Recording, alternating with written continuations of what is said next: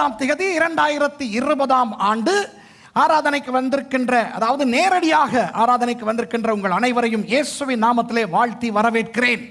2020 අප්‍රේල් 19 වෙනි ඉරුදින සජීවීව අපිත් එක්ක සම්බන්ධ වෙලා ඉන්නා වූ මේ මෙහෙට සම්බන්ධ වෙලා ඉන්නා හැම කෙනෙක්ම යේසුස් වහන්සේ නාමයෙන් ආදරෙන් පිළිගන්නවා. Welcome everyone who are joining us live on this 19th day of April year 2020 for the Mount Carmel Church live service.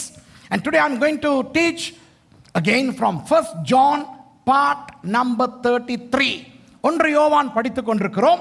එක යොහන් පොත අපි ඉගෙන ගනිමින් සිටිනවා. அதிலே 33வது பாகத்துக்கு வந்திருக்கிறோம். ඒකේ 23 වෙනි කොටසට අපි පැමිණ තිබෙනවා.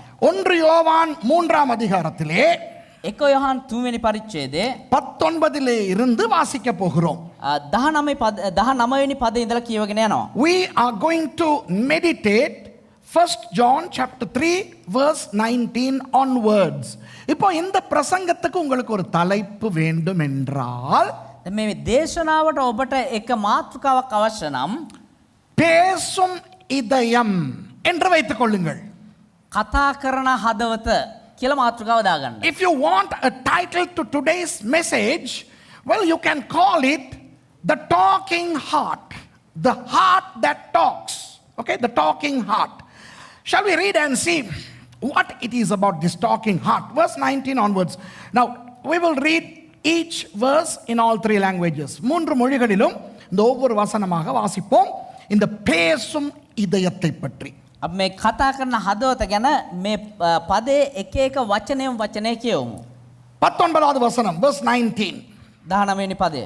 இதனாலே நாம் நம்மை சத்தியத்துக்குரியவர்கள் என்று அறிந்து நம்முடைய இருதயத்தை அவருக்கு முன்பாக நிச்சயப்படுத்திக் கொள்ளலாம்.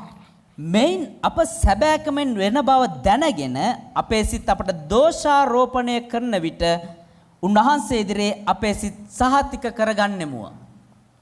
And hereby we know that we are of the truth and shall assure our hearts before him. நம்முடைய இருதயமே நம்மை குற்றவாளிகளாக தீர்க்குமானால், you can remain standing, okay? நம்முடைய இருதயமே நம்மை குற்றவாளிகளாக தீர்க்குமானால் தேவன் நம்முடைய இருதயத்திலும் பெரியவராயிருந்து சகலத்தையும் அறிந்திருக்கிறார். verse 20. 20 වෙනි පදය. මක් නිසාද දෙවියන් වහන්සේ අපේ සිතට වඩා උතුම්ව සියලු දේම දන්නා නිසාය. For if our heart condemns us, God is greater than our heart and knoweth all things. 21வது வசனம். பிரியமானவர்களே, நம்முடைய இருதயம் நம்மை குற்றவாளிகள் என்று தீர்க்காதிருந்தால் நாம் தேவனிடத்தில் தைரியம் கொண்டிருந்து அவருடைய கற்பனைகளை நாம் கைக்கொண்டு அவருக்கு முன்பாக பிரியமானவைகளை செய்கிறபடியால் நாம் வேண்டிக் கொள்ளுகிறது எதுவோ அதை அவராலே பெற்றுக்கொள்ளுகிறோம். විසියකයි 22යි. 21 සහ 22 පද. ප්‍රේමවන්තනි, අපේ සිත් අපට දෝෂාරෝපණය නොකරනවා නම් දෙවියන් වහන්සේ ඉදිරියේ නිර්භීතකම අපට ඇත්තේය. තවද අපි උන්වහන්සේගේ ආඥා ආරක්ෂා කරමින් උන්වහන්සේ ඉදිරියේ ප්‍රසන්න දේ කරන බැවින් අපි උන්වහන්සේගෙන් ඉල්ලන සියල්ල ලබමුව. 21 and 22. Beloved, if our heart condemns us not, then we have confidence toward God.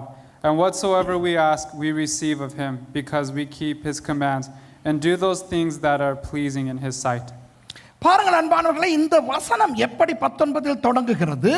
Yeah, you can see. බලන් ප්‍රේමවන්තයනි, මේ 19 වෙනි පදය කොහොමද පටන් ගන්න කියලා. How does verse 19 commence?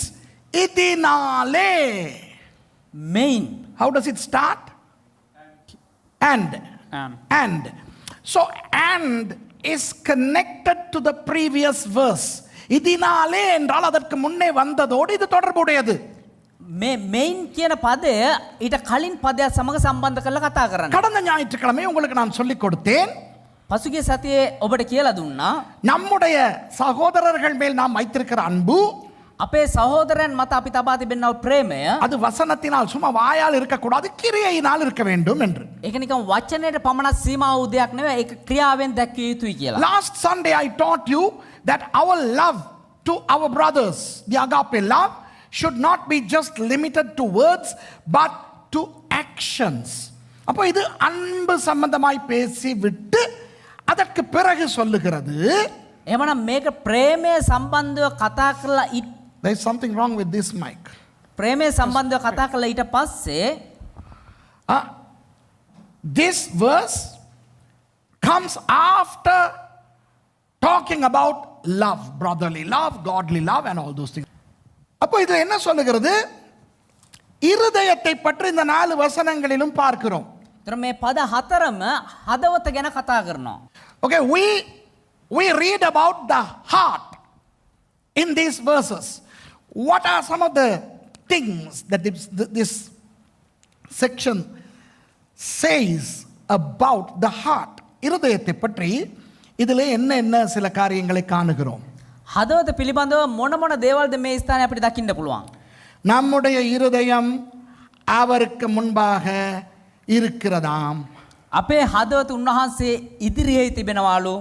Our heart is before him, before God. And then our heart judges us. எங்களுடைய இருதயம், நம்முடைய இருதயம் நம்மை குற்றவாளியாய் நியாயம் தீர்க்கின்றதாம். අපේ හදවත අපිව දෝෂාරෝපණය කරමින් විනිශ්චය කරනවාලු. அப்புறம் நம்முடைய இருதயம் நம்மை குற்றவாளியாய் தீர்க்காவிட்டால் நாம் தேவனுக்குள்ளே தைரியமாக இருக்கலாமாம். එහෙම අපේ හදවත අපිට දෝෂාරෝපණය කරේ නැතිනම් අපිට දෙවියන් වහන්සේ ඉදිරියේ නිර්භීතව ඉන්න පුළුවන්ලු. And it further says that if our heart doesn't condemn us, then we can stand before God. Hey, you know what? Here in these verses, the heart seems to be a good one. இந்த வசனங்களிலே இருதயம் நல்லதாய் காண்பிக்கப்படுகிறது. මේ පදවල අපේ හදවත යහපත්ව ප්‍රකාශ කරලා එහෙම නැත්නම් පෙන්නලා තිබෙනවා. என்ற தெய்வமே, முன்பு நான் சில செய்திகளிலே நான் பேசி இருக்கிறேன் வேறு செய்திகளிலே.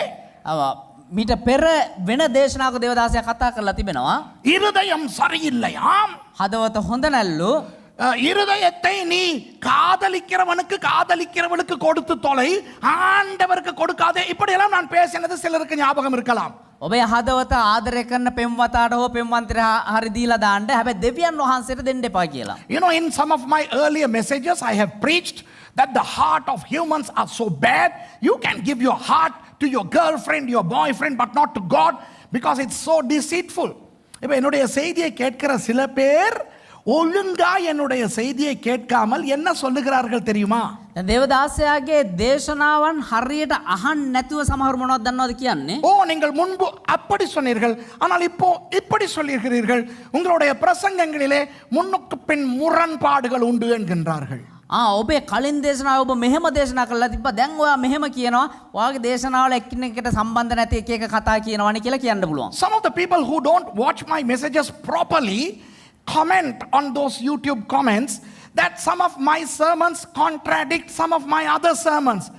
Well, you know, when you listen to multiple sermons, you need to take into consideration contexts, backgrounds, etymology, a lot of things.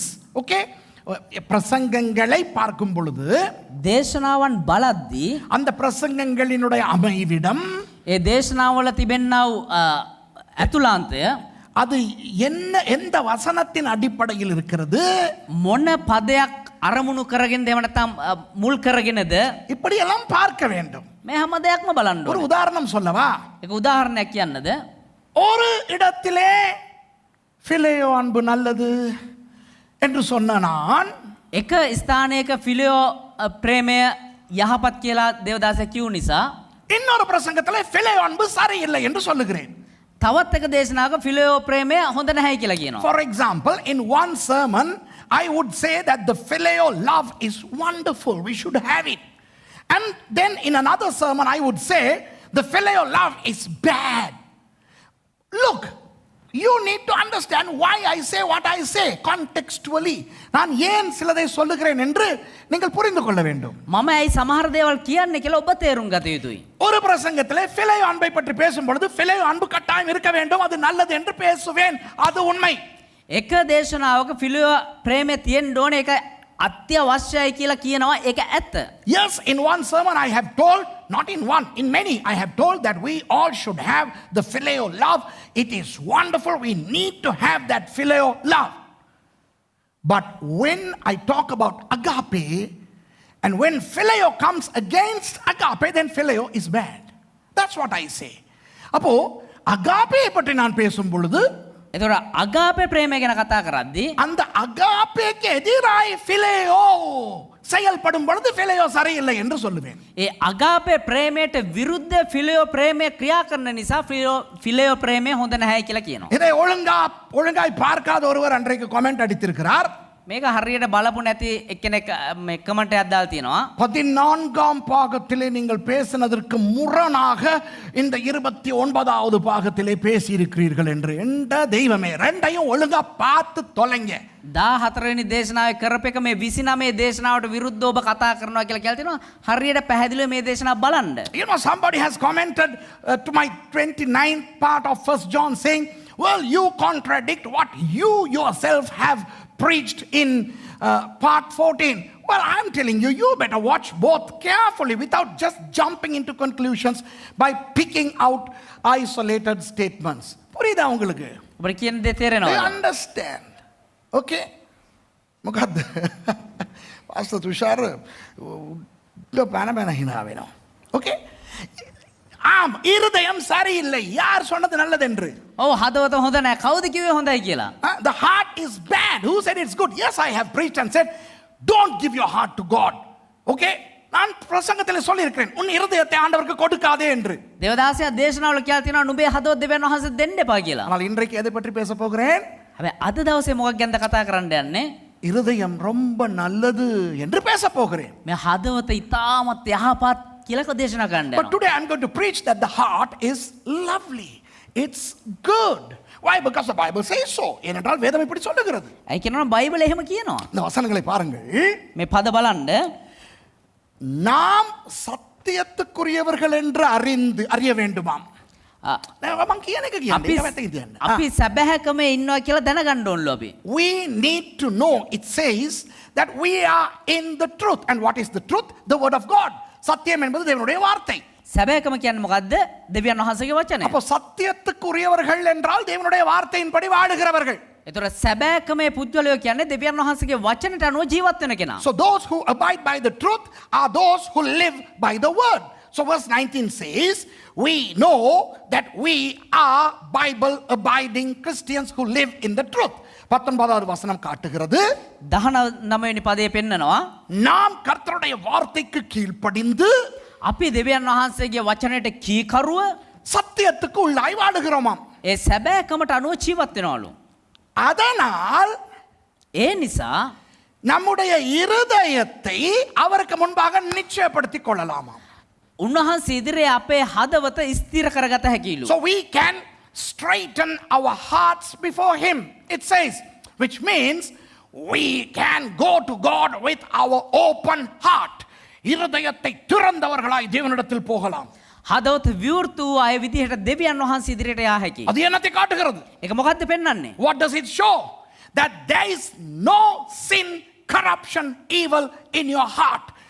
உன்னுடைய இருதயத்திலே அசுத்தம், அசிங்கம், பாவம் இல்லை என்பதனை காட்டுகிறது. ඔබේ හදවත තුල අපිරිසුද්ධේ ජරා දේවල් නැහැ කියන එක තමයි එකෙන් පෙන්වන්නේ. Wow! නියමයි. கிறிஸ்தவர்களுடைய இருதயத்திலே කිතුණුවන්ගේ හදවතේ අழுக்கு කියන්නේ මේ කුණු அசிங்கம், ජරා දේවල් பாவம் පාපය இல்லையா? නැල්ලු. Super. නියමයි. So according to this verse, the heart of the Christian doesn't have sin, evil, dirty, sordid things. Praise God for that. In front of God. தேவனுக்கு முன்பாக. දෙවියන් වහන්සේ ඉදිරියේ. அதனால் ඒ නිසා 20வது வசனம் சொல்லுகிறது, 20 වෙනි පදේ කියනවා நம்முடைய இருதயம் நமக்குள்ள இருக்கிற நியாயாதிபதியாம். අපේ හදවත ඇවිල්ලා අපි තුල සිටිනා වූ විනිශ්චයකාරයාලු. And therefore the Bible says in verse 20 that we have a judge in our lives, and that judge is our heart. Come on. How many Christians know that our heart is our judge? எத்தனை கிறிஸ்தவர்களுக்கு தெரியும் நம்முடைய இருதயம் நமக்கு ஒரு நியாயாதிபதி என்று? කිතුණෝ කීදෙනෙක් දන්නවද අපේ හදවත ඇවිල්ලා අපිට එක විනිශ්චයකාරයෙක් කියන එක? சிலர் என்ன நினைக்கிறார்கள் தெரியுமா? සමහර මොනවද දන්නවද හිතන්නේ? அந்த ஏதாவது தப்பு செய்ய போகும் பொழுது மனசாட்சி உறுத்தும் என்கின்றார்கள். මොනවා හරි වැරද්දක් කරන්න යද්දී අර හෘද සාක්ෂි. හෘද සාක්ෂිය කතා කරන එක කියලා තමයි හිතන්නේ. Some people say, well, you know, when I try to do bad things, my conscience wakes up. That's true. Where does the conscience come from? It's in the heart. அந்த மனசாட்சி எங்கே இருக்கிறது? இருதயத்தில் இருக்கிறது. ඒ හෘද සාක්ෂිය කොහෙද තියෙන්නේ? හදවත තුල තියෙන්නේ. மனசாட்சி இருதயத்தில் இருக்கின்றது. அந்த இருதயம் நமக்கு நியாயாதிபதியாய் இருக்கிறது. ඒ හෘද සාක්ෂිය අපේ හදවත තුල තිබෙන නිසා ඒ හදවත අපේ විනිශ්චයකාරයෙක්ව ඉන්නවා. The conscience is in our heart and our heart is our judge. And verse 20 says, 20வது வசனம் சொல்லுகிறது, 20 වෙනි පදයේ කියනවා நம்முடைய இருதயமே நம்மை குற்றவாளியாய் தீர்த்தால், අපේ හදවතම අපි වැරදිකාරයෙක් විදියට කියනවා නම් இருதயத்தை விட பெரிய தேவனுக்கு அது எப்படி இருக்கும்? හදවත අපේ හදවතට වඩා විශාල වූ උතුම් වූ දෙවියන් වහන්සේට ඒක කොහොම තියෙයිද? அவர் இருதயத்தை விட பெரியவர், அவருக்கு எல்லாம் தெரியும், சகலத்தையும் அறிந்திருக்கிறார். උන්වහන්සේ අපේ හදවතට වඩා විශාල වූ තැන් වහන්සේ උන්වහන්සේ සියල්ල දන්නවා. So this verse 20 says that if our heart can judge us, God who is greater than our hearts knows everything that's going on in our lives. எங்கட கிறிஸ்தவர்களுக்கு என்ன தெரியுமா? අපේ කිතුරන්ට කොහොමද දන්නවද? நான் செய்யற கள்ளத்தனம் இவருக்கு தெரிஞ்சா எனக்கு வெக்கம். මම කරන හොර වැඩ මෙයා දැනගත්තා නම් මට ලැජ්ජයි. Christians, if he gets to know my juggleries, then I feel ashamed. ஆமாவா இல்லையா? எனக்கு மூஞ்ச பார்க்க வெக்கமா இருக்கும். මට මූණ බලන්න ලැජ්ජයි වගේ. என்னுடைய வாழ்க்கையில அது நிறைய இருக்கு. මගේ ජීවිතේක බොහෝසේ තිබෙනවා. Oh my God, in my life I had so much of those. You know, throughout my life I get caught doing things and I feel ashamed to look at people's faces. என்னுடைய வாழ்க்கையிலே பல கள்ளத்தனங்களை செய்துவிட்டு මගේ ජීවිතේ බොහෝ හොර වැඩ කරලා மாட்டிக்கொண்டு ඒවට ඒ හොර වැඩ අහු වෙලා முகத்தை பார்க்க முடியாமல் இருப்பவையெல்லாம் உண்டு. ඒ මූණ තව කෙනෙක්ගේ මූණ බලන්න බැරුව හිටපු කාලවල තියෙනවා. சின்ன காலத்துல இருந்து அப்படிதான்.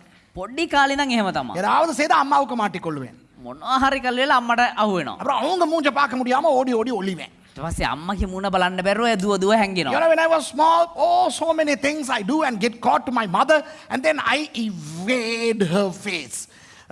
அப்புறம் ஏதாவது பார்க்க கூடாத படங்களை பார்த்துட்டு மாட்டிக்கிட்டு அப்படின்னு பேந்த முழிச்ச அனுபவம் எல்லாம் இருக்கு சின்ன காலத்துல. ඊට පස්සේ අර බලන්න හොඳ නැති ජරා චිත්‍රපටි බල්ලෙල්ල අම්මට අහු වෙලා කියලා අම්මා ඉස්සරහා ගිහිල්ලා හිටපු කාලවල තියෙනවා. When I was a kid, I remember watching movies that you're not supposed to watch and getting caught to my mother and you know feeling so embarrassed to face.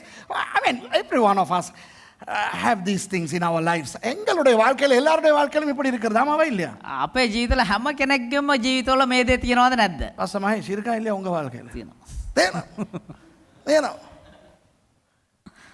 எவ்வளவு வெக்கம் எல்லாமே ஆண்டவருக்கு தெரியுங்கும் போது කොච්චර ලැජ්ජාවද මේ සියල්ල දෙවියන් වහන්සේ දැනගනිද්දී. how much more embarrassing it is for us to realize that everything is known by God. Hey, when you are all alone, when you do those evil things that you are ashamed of, God is watching with his eternal, everlasting, omnipotent eyes. Aren't you ashamed?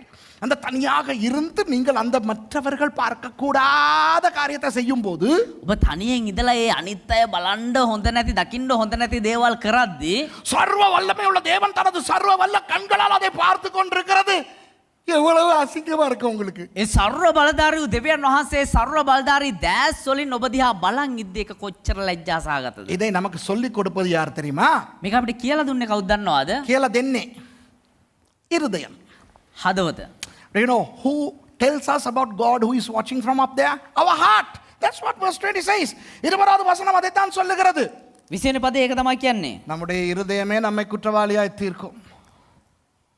මම කියන එක කියන්නේ. අපේ හදවතම අපිව දෝෂාරෝපණය කරනවා. කිරිකෝකා මම කියන එක කිව්වනම් වැඩේ ෂෝක් එකට යයි. Okay?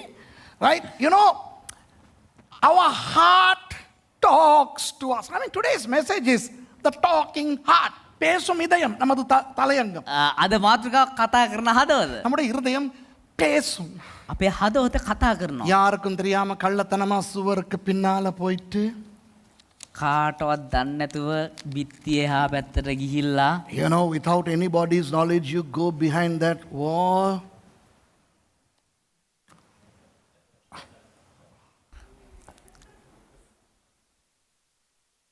மேல இருந்து ஆண்டவர் பார்த்துக்கிட்டு இருக்காரு. උඩ ඉඳලා දෙවියන් වහන්සේ බලන් ඉන්නවා. ඒයි. You know, God is looking from up there. Who tells you that God is looking at you? யார் உங்களுக்கு சொல்ற ஆண்டவர் பார்த்துக்கிட்டு இருக்கிறாருன்னு? කවුද ඔබට කිව්වේ දෙවියන් වහන්සේ බලන් ඉන්නවා කියලා? உங்க இருதயமே சொல்லும். கேட்டது இல்லையா? ඔබේ හදවතම කියනවා ඇහුන්නේ නැද්ද? Your own heart tells you, haven't you listened? Yeah, you listen to it, but then you shut the voice of the heart up. ஆனா இருதயத்துல வாயை மூடுறதுக்கு எங்களுக்கு தெரியும். හැබැයි හදවතේ කටවහන්න අපි දන්නවා. அந்த இன்டர்நெட்ல போய் ඒ ඉන්ටර්නෙට් එකට ගිහිල්ලා www.kadapulithanam.com அடிச்சிட்டு அப்படியே பார்க்கும்போது ඒ www.kunuharapa.com වේ බලද්දී you know, when you type in www.honeygranny.com okay okay வேற யாருக்கும் தெரியாது நீங்க என்ன பண்றீங்கன்னு. වෙන කාටවත් දන්නේ ඔබ මොනවද කරන්න කියලා. Nobody else knows what you are doing. Hey, but your heart is talking. Your heart is saying from there, no, no, no, you shouldn't be doing this. இருதயம் சொல்லும், வேணாம் வேணாம் செய்யாத. හදවත කියනවා එපා එපා එපා කරන්න එපා. அந்த சத்தம் நமக்கு கேட்காது. ඒ හදවත අපිට ඒ ඇහෙන්නේ சத்தம். ஏன்னா நம்ம நேர அதுக்குள்ள போயிட்டோம். නැහැ. ඒ කියනවා අපි කෙලින්ම අර ඇතුළට We ගිහිල්ලා are so engrossed in that sin. We have learned not to hear from the heart. இது நடக்குது எங்களுடைய வாழ்க்கையில இது நடக்குது ஐயா அம்மா. අපේ ජීවිතේ මේක සිද්ධ වෙනවා. Okay, this is happening in our hearts, in our lives, everybody. You know, I mean, it happens to me. It's happening to me. Come on. என்னக்கே அது நடக்குது அப்புறம் என்ன? ஐயோ நான் அதெல்லாம் பார்த்துக்கிட்டு இருக்கிறது இல்லை. எனக்கு நடக்குதுன்னு நினைப்பான் இவன் ஹோனி கிரானி பார்க்குறானோ. මේක මට වෙනවා කියලා කියද්දි හිතන්නේ මේ kunuharapa.lk දේවදාසිය බලාගෙන ඉන්නවා කියලා. அது என்ன அட்ரஸ் பாஸ்டர்? ஓகே, இப்போ என்னுடைய கேள்வி, දැන් මගේ ප්‍රශ්නය உண்மையாகவே எங்களுடைய இருதயம் பேசுவது எங்களுக்கு தெளிவாய் கேட்டால் ஒரு அளவுக்கு எங்களை நாம் காப்பாற்றிக் கொள்ள முடியுமா முடியாதா? யோசியுங்கள். අපේ හදවත කතා කරන එකට අපි ඇහුම්කම් දුන්නා නම් යම් තාක් දුරට හෝ අපිට අපිව ආරක්ෂා කරගන්න පුළුවන්ද බැරිද? My question to you is this: can we or cannot we control ourselves to a certain degree? If only we can really hearken unto our heart, I believe yes. ஆம் என்று நான் நினைக்கிறேன். ඔව් කියලා මම විශ්වාස කරනවා. அப்படியானால் එහෙමනම් நமது இருதயம் අපේ හදවත இந்த இடத்திலே சொல்லப்பட்டிருக்கிற இருதயமாய் மாற வேண்டும். මේ ස්ථානයේ කතා කරන හදවත වගේ මාරු විය යුතුයි. Which means our heart should be transformed to the heart that is mentioned in this verse. இப்போ நான் இருதயத்தை பற்றி வேதத்தில் படிக்கும் பொழுது සුද බයිබලේ අපි හදවත ගැන ඉගෙන ගනිද්දී எபிரேய மொழியிலே வருகிற சொல், கிரேக்க மொழியிலே வருகிற சொல் இரண்டையும் நான் உங்களுக்கு சொல்லிக் கொடுக்க போகிறேன்.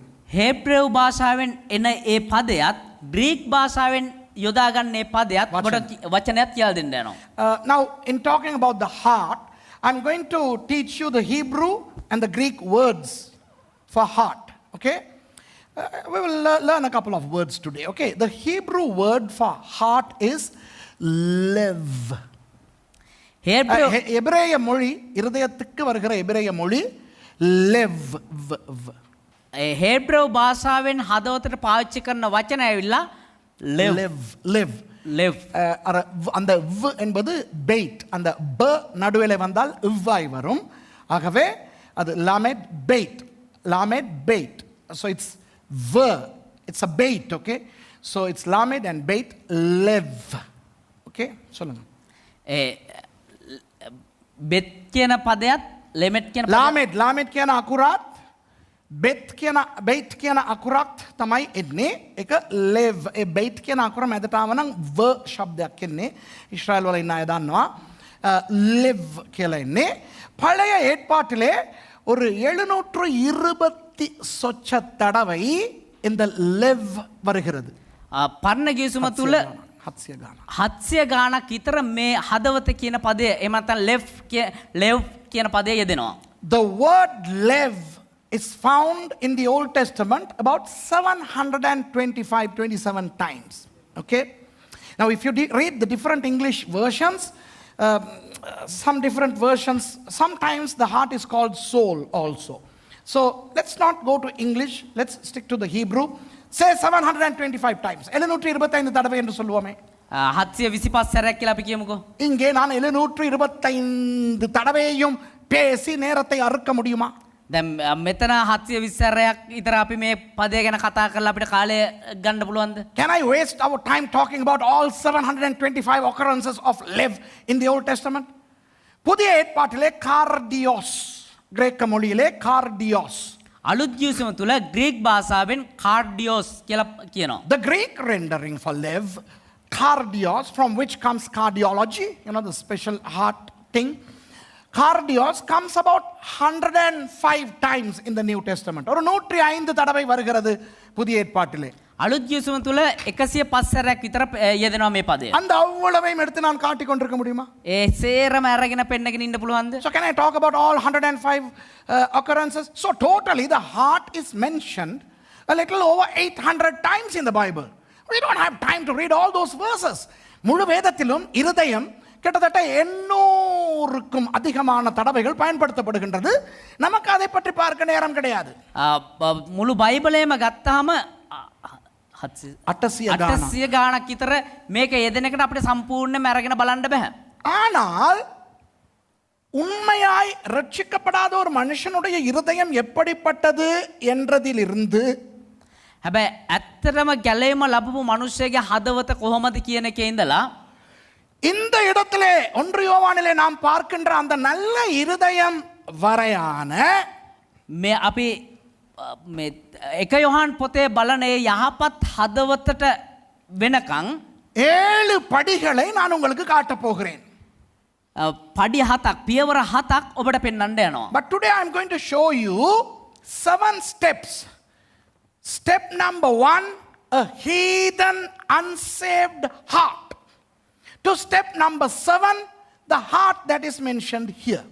So let's see how the unsaved heart can progressively become the heart that is mentioned here. ஒரு ரட்சிக்கப்படாத கேவலமான இருதயம், එක ගැලේම ලැබපු නැති ඉතා ජරා වූ හදවතක් இந்த 1 யோவானிலே இருக்கிற நல்ல இருதயமாய் வரக்கூடிய මේ එක යොහන් පොතේ තිබෙනා ඔය යහපත් හදවතක් විදියට මාරු වෙන්න அந்த 7 படிகளை நான் உங்களுக்கு கற்றுக் கொடுக்க போகிறேன். ඒ පියවර ඒ පසු කළ යුතු පියවර 7 ඔබට උගන්වන්න යනවා.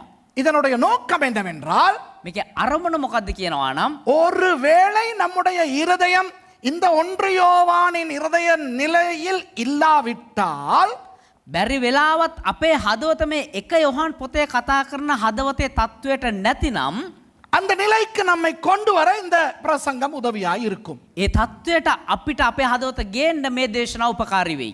You know, if we discover our heart to not be like the one that is explained here in 1 John, then we may attempt to bring it to that level, and it's very helpful. அப்படி நம்முடைய இருதயம் பேசும் இதயமாய் மாறினால், එහෙම අපේ හදවත කතා කරන හදවතක් විදියට මාරු වුණා නම් ரொம்ப நல்ல நிம்மதியா வாழலாம். තා යහපත්ව සැනසීමේ ජීවත් වෙන්න පුළුවන්. இன்றைக்கு நிறைய பேருடைய இருதயம் எப்படி இருக்குன்னு சொல்லவா? අද බොහෝ දෙනෙක්ගේ හදවත කොහොමද තියෙන්නේ කියලා කියන්නද? இன்றைக்கு இருதயத்திலே பொறாமை இருக்கிறது. අද හදවතේ ඊර්ෂ්‍යාව තිබෙනවා. Today many Christian hearts are filled with jealousy, anger, கோபம் இருக்கிறது. තරහව තියෙනවා. பெருமை இருக்கிறது. උඩඟුකම තියෙනවා. There is pride, there is lust. இச்சை இருக்கிறது. තෘෂ්ණාව තිබෙනවා. அதிக ஆசைகள், உலக ஆசைகள் இருக்கின்றன. අධික ආශාව එහෙම නැත්නම් ලෝකයේ ආශාව තිබෙනවා. Carnality or worldly pleasure is there. You know, even a lot of hearts of Christians, even pastors, these bad things are there. Nobody can deny. நம் யாராலும் நிராகரிக்க முடியாது, மறுக்க முடியாது. අපිට කාටවත් හංගන්න බෑ, එහෙම නැත්නම් නිර්දෝෂ වෙන්න බෑ. நம்முடைய இருதயங்களிலே இந்த அசுத்தங்கள் இருக்கின்றன. අපේ හදවත් තුල මේ අසුද්ධ දේවල් තිබෙනවා. அப்போ நம்ம முதலாவது படியிலிருந்து 7வது படி வரை பார்ப்போம். 7வது படி இந்த வசனம். ஓகேயா?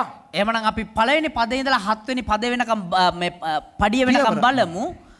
7 වෙනි පියවර තමයි මේ බයිබලයේ දක්වන්නා ඔය පියවර 1 යොහන් පොතේ. So we are going to go through the 7 steps, the 7th being the one that we are talking about in 1 John. Okay, now turn with me to Jeremiah chapter 17 and verse 9. Jeremiah chapter 17 verse 9. எரேமியா புத்தகத்துக்கு திருப்பிக் கொள்வோம். යෙරමියා පොත අපි පෙළගමු. 17வது அதிகாரம் 17 වෙනි පරිච්ඡේදයේ 9வது வசனம். 9 වෙනි පදය. எரேமியா 17:9 நிறைய பேருக்கு இது நன்றாய் தெரியும். යෙරමියා 17 9 වෙනි මේ පදය බොහෝ දෙනෙකුට දන්න පදයක්. Many people know this verse only too well. Okay, எரேமியா 17:9 எல்லாவற்றை பார்க்கிலும் இருதயமே திருக்குள்ளதும் மகா கேடுள்ளதுமாய் இருக்கிறது, அதை அறியத்தக்கவன் யார்? සියල්ලට වඩා සිත රැවටලිකාරව තිබේ. ඒක දුෂ්ටකම තිබේ. ඒක කාට දැනගන්න පුළුවන්ද? The heart is deceitful above all things and desperately wicked. Who can know it? இருதயம் திருக்குள்ளதாம், හදවත රැවටලිකාරයිලු, கேடுள்ளதாம், ඒ වගේම දුෂ්ටයිලු. அதை அறியத்தக்கவன் யார்? முதலாவது படி. ඒක දැනගන්න පුළුවන්නේ කාටද? So පළවෙනි පියවර. step number 1, we all know that our hearts are so deceitful, corrupt and bad. அப்போ ரட்சிக்கப்படாதவனுடைய இருதயம் இந்த வசனத்திலே காட்டப்பட்டு இருக்கிறது. එතකොට ගැලීම ලැබපු නැති කෙනෙක්ගේ හදවත මේ තුලින් දක්වනවා. So an unsaved carnal heart is mentioned in Jeremiah, but we need to qualify it. ஆனால் இதை நாம் கொஞ்சம் உணர வேண்டும். அடுத்த படிக்கு கால் வைத்தால் අපි ඊළඟ පියවරට කකුල තියනවා නම් අපිට මේක පොඩ්ඩක් දැනෙන්න ඕනේ. சரி, இந்த இருதயத்தில் என்ன என்ன இருக்கின்றன என்று நாம் கண்டுபிடிக்க வேண்டும். හරි මේ හදවතේ මොන මොන දේවල්ද තියෙන්නේ කියන එක පොඩ්ඩක් හඳුනා ගන්න ඕනේ. We know it is bad, it is it's nasty, but unless we know what we are dealing with, we cannot eliminate them. இப்போ அசுத்தங்கள் இருக்கின்றன அல்லவா? දැන් මේ අශුද්ධ දේවල් තියෙනවානේ. அந்த அசுத்தங்கள் என்னவென்று நாம் கண்டுபிடிக்காவிட்டால் මේ අශුද්ධ දේවල් මොනවද කියලා අපි දැනගත්තා නම් நமக்கு அதை சுத்தம் செய்ய முடியாது. ஆமாவா இல்லையா? ඒ දැනගත්තා කියලා අපිට ඒක පිරිසිදු කරගන්න බෑ. இப்போ துணி உடை கழுவும் போது, දැන් මේ ඇඳුම් හොදද්දී இப்போ இந்த காலத்துல எல்லாரும் வாஷிங் மெஷினிலே போடுகிறார்கள். දැන් මේ කාලේ හැමෝම වොෂින් මැෂින් එකට දානවා. ஆனால் அந்த கைகளால் கழுவுகின்றதை வைத்து நான் பேசுகிறேன். நிறைய பேர் கைகளால் தானே உடைகளை கழுவுகிறோம். දැන් මේ අතින් ඇඳුම් හොදන එක ගැන තමයි කතා කරන්නේ. බොහෝ දෙනෙක් අතින් ඇඳුම් හොදන්නේ. You know, today many people are using washing machine, but then you know the good old way of washing your clothes in your hands, nothing can replace that. So when you wash clothes with your hands, நீங்கள் உங்கள் கைகளால் துணி கழுவும் போது ඔබ ඔබේ දෑත් වලින් ඔබේ ඇඳුම් හොදද්දී எல்லா அழுக்குகளுக்கும் ஒரே மாதிரியாய் நாம் கழுவ முடியாது. හැම කුණුම ඒ ඇඳුම් වල තියෙන කුණුම එක විදියට හොදන්න බෑ. பொதுவாக லேசான முறை என்ன தெரியுமா? දැන් පහසුම ක්‍රමය මොකක්ද දන්නවද? கைகளால் உடை கழுவும் லேசான முறை என்ன? අතින් ඇඳුම් හොදන්න තියෙන ලේසිම ක්‍රමය මොකක්ද? அந்த ரின்சோ போன்ற, இலங்கையிலே ரின்சோ, அந்த சோப் பவுடரை போட்டு அதில் துணியை ஊற வைத்து கொஞ்ச நேரம் ஊறினவுடன் எடுத்து அப்படி கொஞ்சம் கசக்கி விட்டு அலசி காய போடுவது. ඒ ලංකාවේ පාවිච්චි කරන ඒ රින්සු කියන මොන හරි ඒ වගේ සබන් කුඩු జాතියක් දාලා ඒක පෙඟෙන් දැරලා ඇඳුම ඊට පස්සේ අතුල්ලලා හොදලා වේලෙන්න දාන එක. And you can use a soap powder and you can dilute it in water and let your cloth soak in the water for half an hour or so, and then you take it and then you just clean it up and then you wash it and you dry it, just like that. ரொம்ப simple. කිතා පහසුයි. ஆனால் නමුත් சில வகையான கரைகள் உடையிலே பட்டிருந்தால் அந்த விஷயம் சரி வராது. සමහර පැල්ලම් ඇඳුම් වල තවරුණා නම් ඒ කරන ක්‍රමය හරියන්නේ නැහැ. சில நேரம் கறி பட்டிருக்கும், සමහර ලාවට මේ ව්‍යංජන වැදිලා තියෙයි. இல்லாவிட்டால் ஏதாவது எண்ணெய் பட்டிருக்கும், එහෙම නැත්නම් මොනවා හරි තෙල් జాතියක් වැදිලා තියෙයි. இல்லாவிட்டால் கரை பட்டிருக்கும். එහෙම නැත්නම් මොකක්ද පැල්ලම් මොනවා හරි වැදිලා තියෙයි. Sometimes it's just some food items, sometimes it's oil, sometimes it's a stain. So you got to use different detergents such as stain remover and stuff like that to eliminate some of those dirt. அப்படிப்பட்ட சில கரைகளை அகற்றுவதற்கு සමහර ඒ වගේ පැල්ලම් ඉවත් කරන්න அந்த கரை நீக்குகின்ற பதார்த்தங்களையும் போட வேண்டும். ඒ කහට පැල්ලම් ඉවත් කරන ඒ මොනවා හරි ද්‍රාවණයක් දාන්න ඕනේ. இருதயம் திருக்குள்ளது கேடுள்ளது தெரியும். හදවත ඇවිල්ලා රැවටිලි සහගතයි ජරා සහගතයි. ஆனால் அந்த கேடும் திருக்கும் என்ன என்ன விஷயங்கள் என்று தெரிந்தால் ඒ ජරා සහගත එහෙම නැත්නම් දුෂ්ට ඒ දේවල් මොන මොනවද කියලා අපි දැනගත්තා නම් அப்புறம் அது கொஞ்சம் லேசாய் போய்விடும் அவற்றை களைவதற்கு. ඊට පස්සේ ඒක පොඩ්ඩක් ලෙහෙසි වෙනවා ඒ දේවල් හොදලා අයින් කරන්න. Now we know that our heart is deceitful and bad.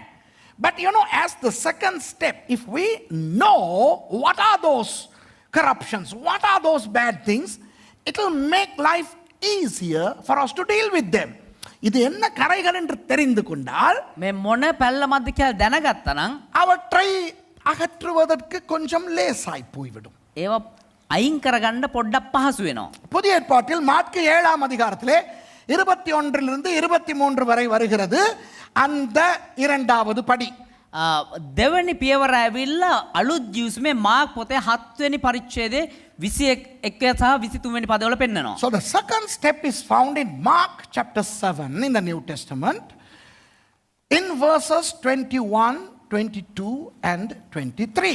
மாற்கு 7ஆம் அதிகாரம் 21 லிருந்து 23 வரை நான் வாசிக்க போகிறேன். මත්තේ මාර්ක් 7 වෙනි පරිච්ඡේදයේ 21 ඉඳන් 23 වෙනි පදේ දක්වා අපි කියවන්න යනවා. So we are going to read Mark chapter 7 verses 21, 22 and 23. Okay? எப்படியெனில் மனுஷருடைய இருதயத்துக்குள்ளிருந்து பொல்லாத சிந்தனை 13 காரியங்கள் இருக்கின்றன. பொல்லாத சிந்தனைகள், விபச்சாரங்கள், வேசித்தனங்கள், கொலை பாதகங்கள், களவுகள், பொருளாசைகள், துஷ்டத்தனங்கள், கபடு, காமவிகாரம், வன்கண், தூஷணம், பெருமை, மதிகேடு ஆகிய இவை புறப்பட்டு வரும். මේ 21 වෙනි පදේ ඉඳන් 23 වෙනි පදේ වෙනකන් කාරණා 13ක් පෙන්නනවා. ඒවනම් මක්නිසාද ඇතුළතින් එනම් මිනිස්යාගේ සිතින් නපුරු සිතුවිලි, වෛශ්‍යාකම්, සොරකම්, මිනීමැරුම්, කාමමිච්ඡාචාරකම්, තණ්හා, දුෂ්ටකම්, වංචාව, සල්ලාලකම, ඊර්ෂ්‍යාව, අපහාස කිරීම, උඩඟකම සහ මෝඩකම නික්මේ. You know, there are 13 evils that are found in the heart, and may we read them. For from within, out of the heart of man, proceed evil thoughts, adulteries, fornications, murders, theft, covetousness, wickedness, deceit, lasciviousness, an evil eye, blasphemy, pride, foolishness. All these evil things come from within and defile the man. எனக்கு இன்று நேரம் கிடையாது இந்த 13 காரியங்களையும் உங்களுக்கு விளக்கப்படுத்த. මට දැන් වෙලාව නැහැ මදි මේ කාරණා 13 ඔබට උගන්වන්න. I don't have time to elucidate these 13 things. But I don't have to, because we know all these things, because these are there in our lives. நான் உங்களுக்கு விளக்கப்படுத்த தேவையே இல்லை. මම ඔබට මේක විස්තර කරන්න අවශ්‍යම නැහැ. இதெல்லாம் நம்ம எல்லார் வாழ்க்கையிலும் இருக்கு. මේ හැම දෙයක්ම අපේ හැම කෙනෙක්ගේම ජීවිතේ තියෙනවා. ஓகே, இந்த வசனத்தை மறந்து போகாதீர்கள். හැබැයි මේ පදේ අමතක කරන්න එපා. Don't forget the words. Just remember these verses and read them later on and check it out. How many of these 13 are still there in you? How many were there in you? And how many you are still struggling with? இந்த வசனங்களை ஞாபகப்படுத்தி திரும்ப வாசித்து මේ පදය මතක තියාගෙන ආපහු කියවද්දී இந்த 13 காரியங்களில் எத்தனை காரியங்கள் முன்பு இருந்து இப்போ இல்லை? මේ කාරණා 13න් කොච්චර කාරණා ඉස්සර තිබිලා දැන් නැද්ද? இன்னும் இருக்கின்றன. තාමත් කොච්චර තියෙනවද? இன்னும் எத்தனை காரியங்கள் போய் தொலையாமல் என்னை வதைத்துக் கொண்டிருக்கின்றன என்று நீங்களே கண்டுபிடித்துக் கொள்ளுங்கள். තාමත් කොච්චර කාරණා අතැල්ල දාලා යන්නේ නැතුව ඇතුලේ තියාගෙන ඉන්නවද කියන එක ඔබ තේරුම් ගන්න. இதுதான் இரண்டாவது படி. මේක තමයි දෙවෙනි පියවර. So this is step number 2. So what should we do in step number 3? மூன்றாவது படியிலே நாம் என்ன செய்ய வேண்டும்? දැන් තුන්වෙනි පියවරේදී අපි මොනවද කරන්න ඕනේ? தாவீது செய்த ஒரு காரியத்தை செய்ய வேண்டும். දාවිත් රජතුමා කරාව කාරණාවක් අපි කළ යුතුයි. As the third step, we need to do something David did in Psalm verse 51, chapter 51 and verse 10. தாவீது 51ஆம் சங்கீதத்திலே 10வது வசனத்திலே ஒரு காரியத்தை செய்கிறார். දාවිත් රජතුමා ගීතාවලිය 51 10 වෙනි පදයේ එක කාරණාවක් කරනවා. தாவீது தேவனுடைய இருதயத்துக்கு அடுத்தவர். දෙවියන් වහන්සේගේ හදවතට සමීප කෙනා David. David, the man after God's own heart. Boy, he was on that lattice. He saw this girl. he slept with her, he murdered her husband, and he fathered this girl's child. Oh, he was bad. But then he repented and he prayed this prayer to God. அவன் அந்த பெண்ணை பார்த்து இச்சித்தான் பத்ஷேபாலை. ඔහු ඇවිල්ලා බැත්ෂෙබා කියන ඒ ස්ත්‍රියව තෘෂ්ණාවෙන් බැලුවා. அவளுடைய கணவன் உரியாவை கொலை செய்தான். ඔහු ඇයගේ බිරිඳ ඇයගේ ස්වයං පුරුෂයා මැරුවා. උරියාව මැරුවා. அந்த பத்ஷேபாலுக்கு ஒரு குழந்தையை கொடுத்தான். ඒ බැත්ෂෙබාට එක ලදරුවෙක් දුන්නා. ஆனால் அதற்கு பிறகு அவர் நாத்தான் மூலம் கண்டிக்கப்பட்ட பிறகு හැබැයි ඊට පස්සේ නාතාන් තුලින් ඒ දේ දැනගත් ඒ කාරණාව දැනගත්තට පස්සේ மனம் திரும்பி ඔහු පසුතැවිලි වෙලා இந்த ஜெபத்தை ஜெபிக்கிறார். මේ යාඥාව කරනවා. Shall we read it? வாசித்து பார்ப்போமா? අපි කියවලා බලමුද? 51ஆம் சங்கீதம் 10வது வசனம் அவர் சொல்லுகிறார், தேவனே சுத்த இருதயத்தை என்னிலே சிருஷ்டியும். அது மட்டும் போதும். ගීතාවලිය 51 10 වෙනි පදයේ මෙහෙම කියනවා, දෙවියන් වහන්සේ පවිත්‍ර සිතක් මා තුල මැව්ව මැනව. After repenting, he is praying this prayer. 51 verse 10, the first line only. Create in me a clean heart, O God. That's enough. Create in me a clean heart. ஆண்டவரே சுத்த இருதயத்தை என்னில் சிருஷ்டியும். දෙවියන් වහන්සේ පවිත්‍ර සිතක් මා තුල මවන්න. அவர் ஏன் அப்படி சொல்லுகிறார் தெரியுமா? ඔහු ඇයි එහෙම කියන්නේ දන්නවද? அவருக்கு தெரியும் இப்ப இருக்கிற இருதயத்தை ரிப்பேர் பண்ணா சரி வராது. ඔහු දන්නවා දැන් තියෙන මේ හදවත ආපහු අලුත් වැඩියක් කරා නම් හරියන්නේ Do you know why he says like that? He knows that if you repair the heart, it's not going to work. You know, when we have an automobile, when we have a vehicle that is giving us trouble, yes, we can keep on repairing, but it is better to get rid of that and buying a new one. Does that make sense? இப்போ ஒரு வாகனம் நமக்கு கரைச்சல் கொடுத்து கொண்டே இருக்கிறது என்றால் දැයක වාහනයක් ඇවිල්ලා අපිට කරර දීගෙනම ඉන්නවා නම් அதை ரிப்பேர் பண்ணி வதப்படுறதை விட ඒක අලුත් වැඩියක් කරලා වද වෙනවට වඩා அதை கொடுத்து தொலைத்து விட்டு ஒரு புதிய கார் வாங்குவது நல்லது. ඒක දීලා දාලා වෙලා අලුත් වාහනයක් ගන්න එක හොඳයි. நான் இலங்கைக்கு வந்த ஆரம்பத்திலே முதல் ஒரு காரை வாங்கினேன். දේවදාසයා ශ්‍රී ලංකාවට පැමිණි මුල් දවස්වල එක වාහනයක් ගත්තා. You know, when I first came to Sri Lanka in 96, I bought a car. அந்த கார் என்கிட்ட இருக்கிறத விட கராஜ்ல தான் இருக்கும். ඒ කාර් එක ඇවිල්ලා දේවදාසයා ගාව තියෙනවට වඩා ගරාජ් එකේ තමයි තිබ්බේ. You know, it was mostly in the garage than with me. Yes, once in a blue moon, I got it out and I was able to drive only to have another problem.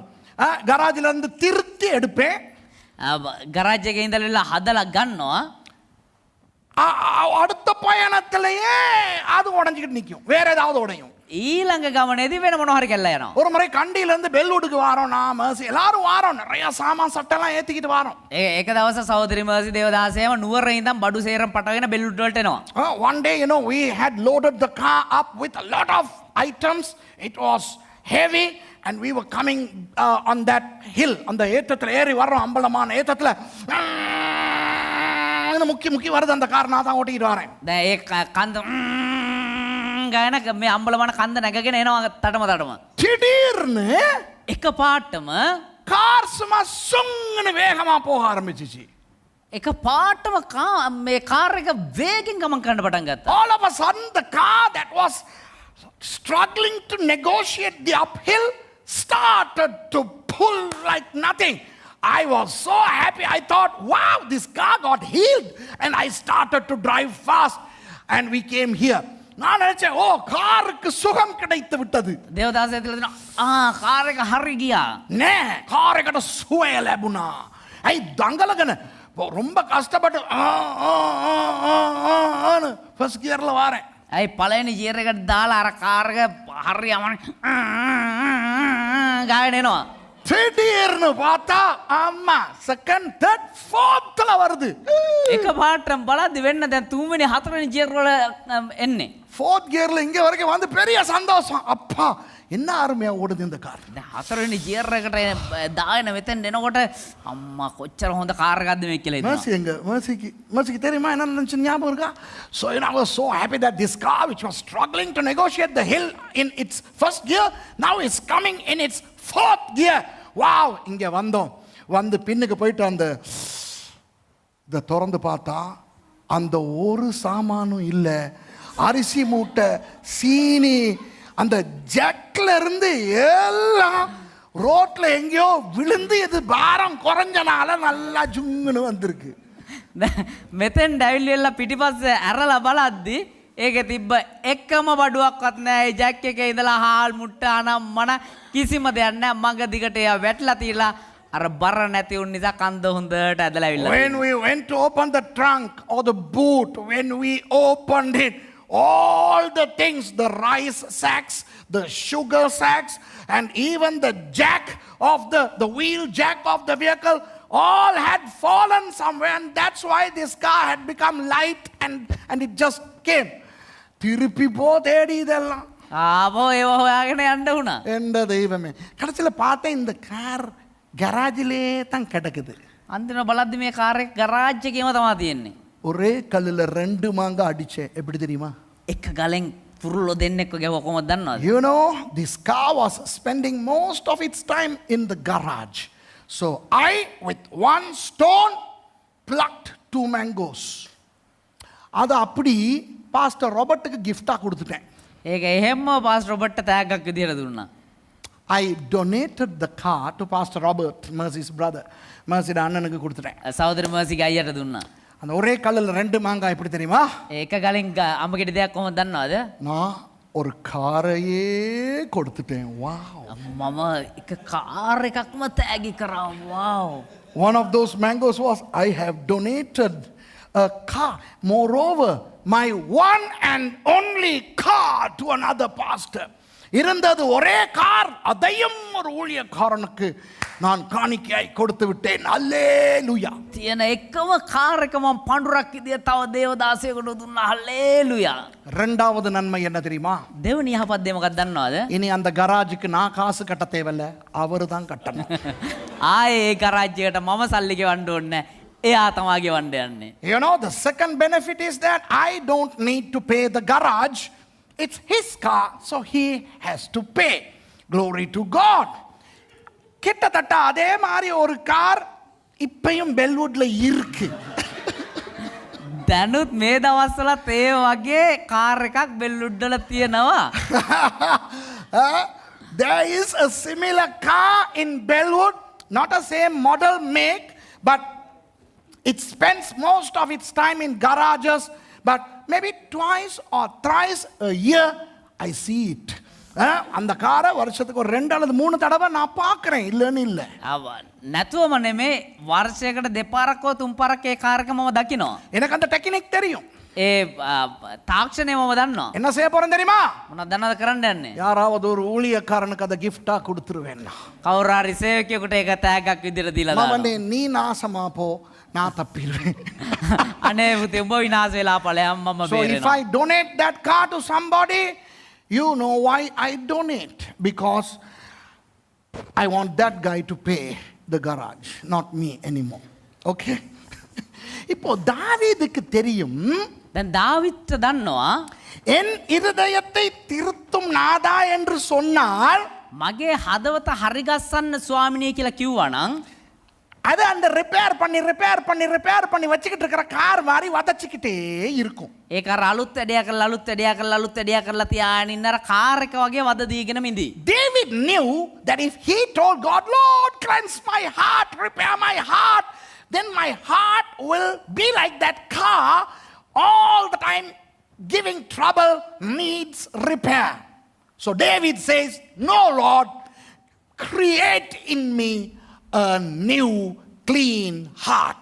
சுத்த இருதயத்தில் என்னில் சிருஷ்டியும் என்று சொல்லுகிறார். ශුද්ධ පවිත්‍ර හදවතක් මා තුළ මවන්න කියලා ඒ නිසා කියනවා. ஆகவே கிறிஸ்தவர்களே நமது மூன்றாவது படி என்ன தெரியுமா? එමනම් ප්‍රේමවන්ත කිතුණුවනි අපේ තුන්වෙනි පියවර මොකක්ද දන්නවද? இப்போ இருக்கிற இருதயம் வேண்டாம் நாதா. දැන් මේ තියෙන හදවත එපා ස්වාමිනේ. You know, the third step of the Christian is to pray to God and say, Lord, I don't want this heart. Remove it. Okay? Give a transplant. Give me a brand new heart. ஒரு நல்ல புது இருதயத்தை தந்தரணும் ஆண்டவரே. එක යහපත් අලුත් හදවතක් දෙන්න ස්වාමිනේ. இப்போ ஒரு கேள்வி. ඒක ප්‍රශ්නයක්. இந்த ஜெபத்துக்கு ஆண்டவர் பதில் கொடுப்பாரா? මේ යාඥාවට දෙවියන් වහන්සේ උත්තර දෙයිද?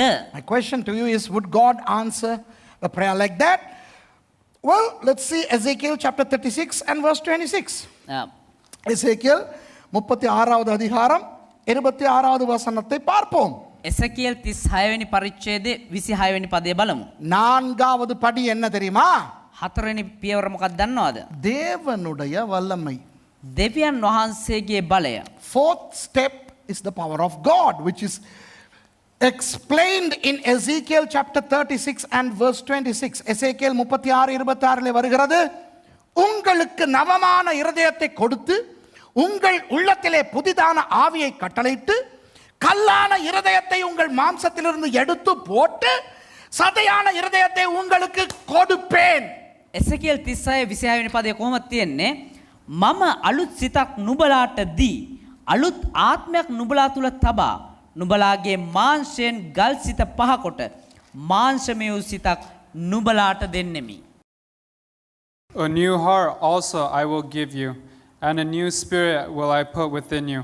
And I will take away the stony heart out of your flesh, and I will give you a heart of flesh. ஆண்டவர் என்ன சொல்லுகிறார்? දෙවියන් වහන්සේ මොනවද කියන්නේ? கொடுக்க பார்ப்பேன் என்று சொல்லவில்லை. දීලා බලන්න දෙන්න බලන්නම්. දෙන්න බලන්නම් කියලා එහෙම කිව්වේ නැහැ. God doesn't say here, I will try to give you. He doesn't say here, I'll do my level best to give you a new heart. நான் உனக்கு ஒரு புதிய இருதயத்தை கொடுக்க முழு முயற்சி செய்கிறேன் அப்படி சொல்லவில்லை. මම නුඹට අලුත් හදවතක් දෙන්න මගේ සම්පූර්ණ උත්සාහය දරන්නම් කියලා එහෙම කිව්වේ නැහැ. அன்பானவர்களே, மூன்றாவது படியிலே நாம் நின்றால், ප්‍රේමවන්තයනි තුන්වෙනි පියවර තුල අපි හිටියානම්, அதாவது மனம் திரும்பி ஆண்டவரிடத்திலே சுத்த இருதயத்தை என்னில் சிருஷ்டியும் என்கின்ற படியிலே நாம் நின்றால், ඒ කියන්නේ පසු තැවිලා අලුත් හදවතක් මා තුල මවන්න කියන පියවර තුල අපි හිටියානම්, நான்காவது படிக்கு நம்மை கொண்டு போய் அந்த புதிய இருதயத்தை கொடுப்பதற்கு அவர் வல்லவராய் இருக்கிறார். හතරවෙනි පියවරට අපි ගෙනිලා අලුත් හදවතක් අපි තුල තබන්න උන්වහන්සේ බලවත් වූ තරණ වහන්සේව සිටිනවා. If we make it to step number 3 where we repent and we ask God to create a new heart in us, then God is all powerful to take us from there to the fourth step and to give us a new heart. For that, we need step 3 properly. மூன்றாவது படியை ஒழுங்காய் நாம் கடைபிடிக்க வேண்டும். ඒකට තුන්වෙනි පියවර තුල අපි හරියාකාරව නිවැරදිව ස්ථිරව සිටිය යුතුයි. அதிலே 2 காரியங்கள் இருக்கின்றன. එතන කාරණා දෙකක් තියෙනවා. சுத்த இருதயத்தை சிருஷ்டியும் என்று மாத்திரம் சொல்ல முடியாது. අලුත් හදවතක් මවන්න කියලා විතරක් කියන්න බෑ. மனம் திரும்ப வேண்டும். පසු තැවිලි විය යුතුයි. Third step doesn't just involve asking God to create a new heart, but it also involves repentance.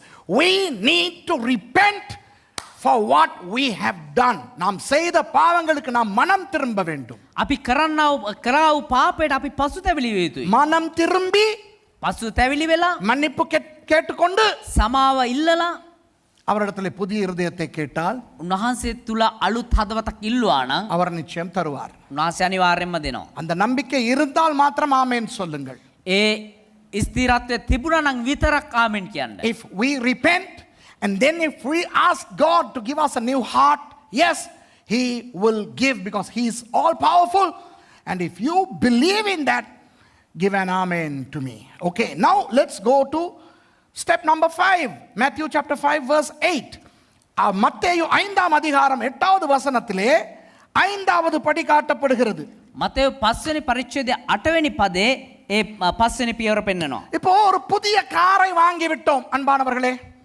புது கார் வாங்கி விட்டோம். දැන් අලුත් කාර් එකක් අපි මිලදී ගත්තා. Now yes, we have bought a new automobile. Okay, the old one is gone, right? It is given to somebody. But now we have a new automobile. ஒரு பழைய கார் போய் விட்டது, புத்தம் புதிய கார் வாங்கி விட்டோம். දැන් පරණ කාර් එක දීලා දැම්මා අලුත්ම අලුත් කාර් එකක් තියෙනවා. புத்தம் புதிய கார் என்ற படியினால் தொடர்ந்து ஓடினால் என்ன நடக்கும்? ඒ අලුත්ම අලුත් කාර් එකක් කියලා ඒක දිගටම දුවගෙන හිටියනම් මොකද වෙන්නේ? வீணாய் போய்விடும், විනාශ වෙලා යනවා, உடைந்து விடும், කැඩෙනවා, அழுக்காகிவிடும். ඒ වගේම අනාස්ති වෙලා යනවා. Just because it's a new car, it doesn't mean that it will not break, it will not become dirty. We need to maintain that car properly. அந்த புதிய காரை ஒழுங்காய் நாம் பயன்படுத்த வேண்டும். ඒ අලුත් කාර් එක අපි හරියාකාරව පාවිච්චි කළ යුතුයි. இந்த வாகனத்துக்கு என்ன சொல்லுவாங்க, என்ன பண்ணணும்னு சொல்லுவாங்க? வாகன වලට මොනවද කරන්න ඕනේ කියන? What do they say that you have to do to a new? Exactly. Service the car. காரை சர்வீஸ் பண்ணணும், வாகனத்தை சர்வீஸ் பண்ணணும். කාර් එක සර්විස් කරන්න ඕනේ. சர்வீஸ் பண்ணும்போது என்ன பண்ணுவாங்க? සර්විස් කරද්දි මොනවද කරන්නේ? கழுவுவாங்க, හොදනවා, தொடப்பாங்க, පියදානවා. சில நேரம் இப்படி அந்த மேல ஏத்தி இதெல்லாம் பிடிச்சி க்ளீன் பண்ணுவாங்க. සමහරලාට අර උඩට නඟලා කියලා ඒව හොදලා දානවා. They will wash, they will wipe, they will put the car up and they will wash the undercarriage, and also from time to time they will give it a full service where they change oils and oil seal, all these things. They replace things. காலத்துக்கு காலம் மாற்ற வேண்டிய எண்ணெயை மாற்றுவார்கள். ඒ කාලෙන් කාලට වෙනස් කළ යුතු ඒ තෙල් වෙනස් කරනවා. ஃபில்டர் மாற்றுவார்கள். ෆිල්ටර් මාරු කරනවා. அப்புறம் காலத்துக்கு காலம் இன்டீரியர் கிளீனிங் என்று உள்ளே எல்லாம் சுத்தம் செய்வார்கள். ඊට පස්සේ කාලයකට පස්සේ ඇතුළාන්තයේ තිබෙන ඒ සියලු දේම පිරිසිදු කරනවා. And from time to time you have to clean the interior of the car. It all depends on how you maintain your car clean. Okay? உங்களுடைய காரை நீங்கள் எவ்வளவு சுத்தமாய் வைத்திருக்கிறீர்கள் என்பதை பொறுத்து தான் அது இருக்கிறது. ඔබේ කාර් එක ඔබ කොයිතරම් දුරට පිරිසිදුව ලස්සනට තියාගෙන ඉන්නවද කියන එක තමයි එතුලින් පෙන්වන්නේ. புதிய இருதயம் வந்தவுடன் අලුත් හදවතක් ආපු ගමන් எல்லாமே நல்ல மாதிரி ஆகாது.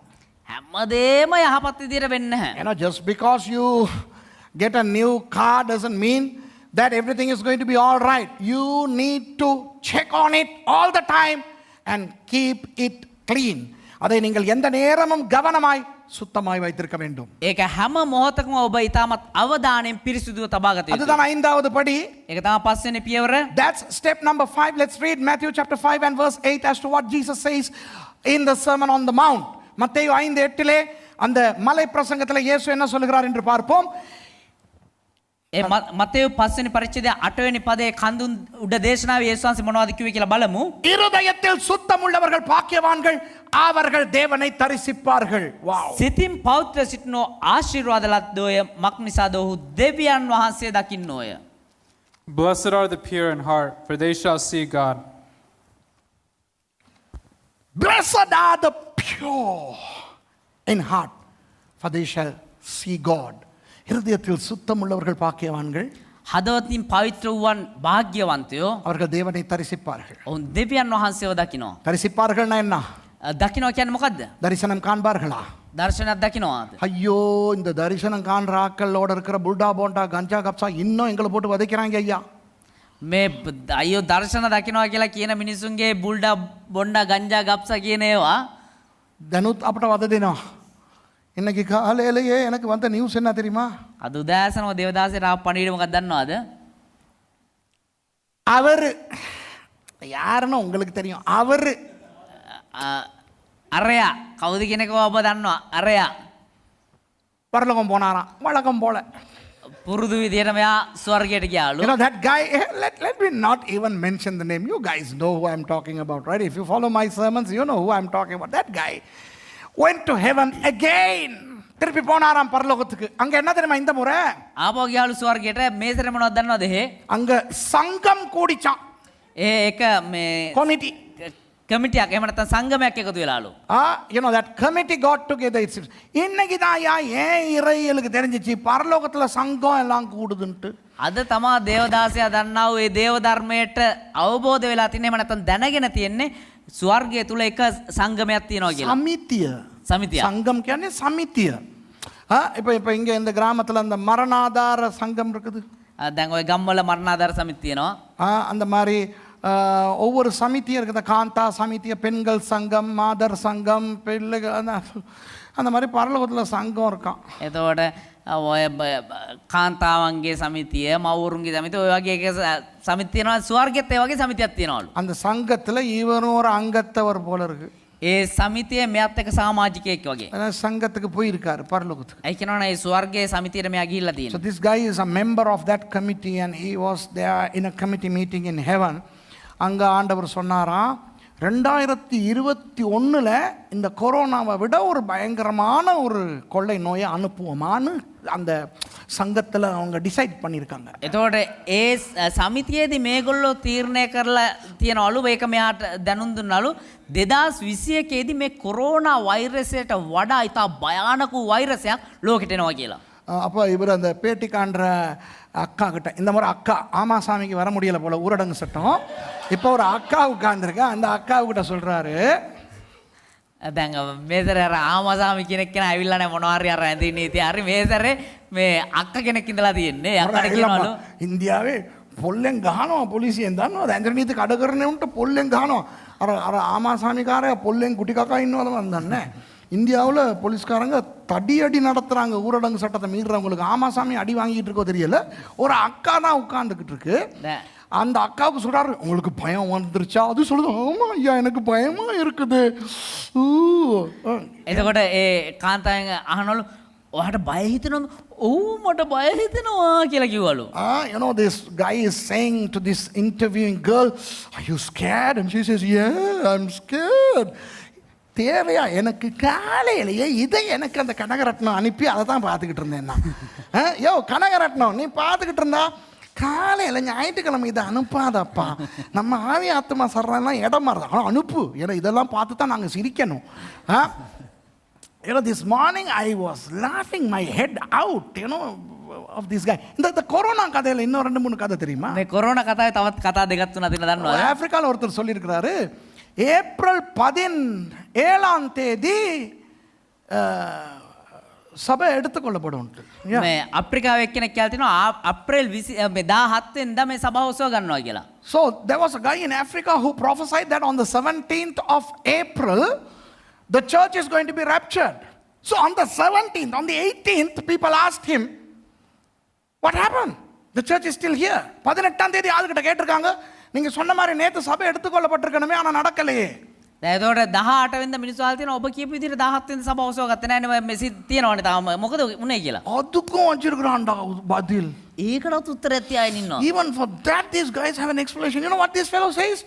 He says, well, Jesus was going to rapture the church, but I begged from him to give us more time. So I made him postpone. Glory to God. என்னன்னா இவர் ஆண்டவர்கிட்ட கெஞ்சி கேட்டுக்கிட்டாரா. என்ன මොනවද කියනවනම් මෙයා දෙවියන් වහන්සේගව බැගෑපත් වුණාලු. ஆண்டவரே எங்களுக்கு இன்னும் கொஞ்சம் டைம் தாங்க. ස්වාමිනේ අපිට තවත් පොඩි කාලයක් දෙන්න. நாங்க அதுக்கு பிறகு நீங்க சபையை எடுத்துக்கொள்ளலாம்னு ஆண்டவர் ஓகே ஓகே 17ஆம் தேதி இல்லை அப்படின்னாரா. ඊට පස්සේ ඔයාට ඕනනම් සභාව උසව ගන්න පුළුවන් කිව්වන් පස්සේ හරි එහෙනම් 17 නෙමෙයි කියලා කිව්වලු දෙවියන් වහන්සේ. அந்த ஆளை சந்திச்சு எப்பன்னு தெரிஞ்சுக்கிட்டா, ඒ කෙනාව හම්බෙලා කොහොමද කියලා දැනගත්තා නම්, கவதத்தை கேள்வி දැනගත්තා அதுக்கு முத நாள் வரைக்கும் பாவம் செஞ்சுட்டு மனம் திரும்பலான்னு நினைக்கிறேன். எனிவே ඒ කවදද කියලා හරියටම දිනව දැනගත්තා නම් ඒ වෙනකම් පව් කළා ඊට කලින් දාසේ පසුතැවෙන්න තිබ්බා. if only we can find out from that guy the exact day the church is going to be raptured, we can live in sin until the previous day and then repent and be caught up. Anyway, you know, என்ன யா நினைக்கிறாங்க, தேவனை தரிசிப்பது என்று அது அல்ல. දෙවියන් වහන්සේ දකින්නවා කියන්නේ ඒක නෙවෙයි. That is not what it means when he says you shall see God. You shall see God means you'll have a good relationship with God. You'll know God more than ever before. தேவனை தரிசிப்பார்கள் என்றால் அவர்கள் தேவனை அறிந்து கொள்வார்கள், தேவனை நெருங்குவார்கள், முன்பு எப்பொழுதையும் விட அவர்கள் தேவனோடு சமீபமாய் உறவாடுவார்கள் என்று தான் அர்த்தம். දෙවියන් වහන්සේව දකින්නවා කියන්නේ දෙවියන් වහන්සේ ගැන දැනගන්නවා, දෙවියන් වහන්සේ තේරුම් ගන්නවා, හිටියට වඩා උන් දෙවියන් වහන්සේට සමීප වෙනවා කියන එක. அப்போ தேவனுடைய வார்த்தையை தேவனோடு இருக்கின்ற உறவை வைத்துக்கொள்ள நம்முடைய இருதயத்தை சுத்தமாய் வைத்துக் கொள்ள வேண்டும். அதுதான் 5வது படி. එතකොට පස්වෙනි පදය පියවර ඇවිල්ලා අපි දෙවියන් වහන්සේට සමීප වෙලා උන්වහන්සේත් එක්ක සම්බන්ධතාවය හරියාකාරව තබා ගන්න එක. So step number 5 is to maintain our heart clean. Okay, to stay close to God. What is step number 6? 6வது படி என்ன? 6වෙනි පියවර මොකද්ද? இருதயத்தை சுத்தமாய் வைத்திருப்பது. எப்படி? හදවත පිරිසිදුව තබා ගන්නේ කොහොමද? How do we maintain our hearts clean? Hebrews chapter 4 verse 12. எபிரேயர் 4வது அதிகாரம் 12வது வசனம்.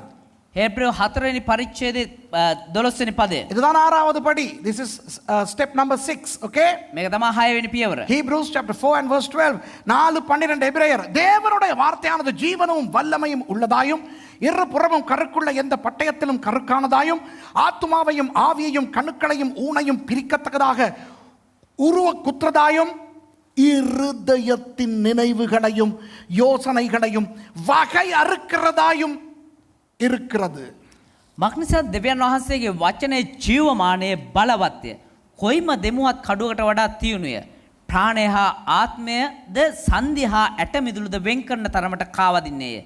සිතේ සිතුවිලිද අදහස්ද විමසන්නේය. සිතේ සිතුවිලිද අදහස්ද විමසන්නේය. Wow. Yeah.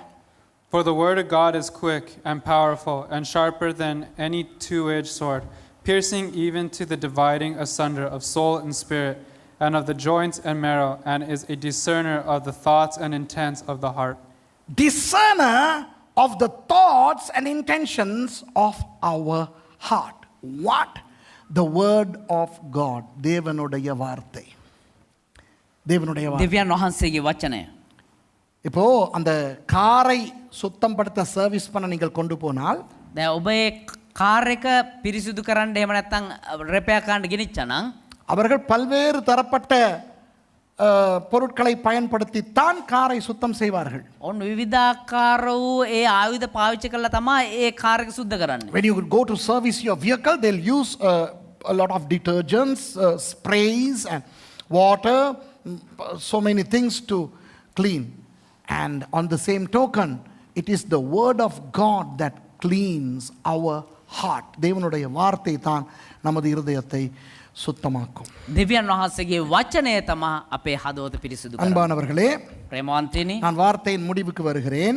මේ පද මේ දේශනාවේ අවසානට පැමිණෙනවා. We are coming to the close of this message, which says that our heart is a talking heart. நம்முடைய இருதயம் ஒரு பேசுகிற இருதயம்.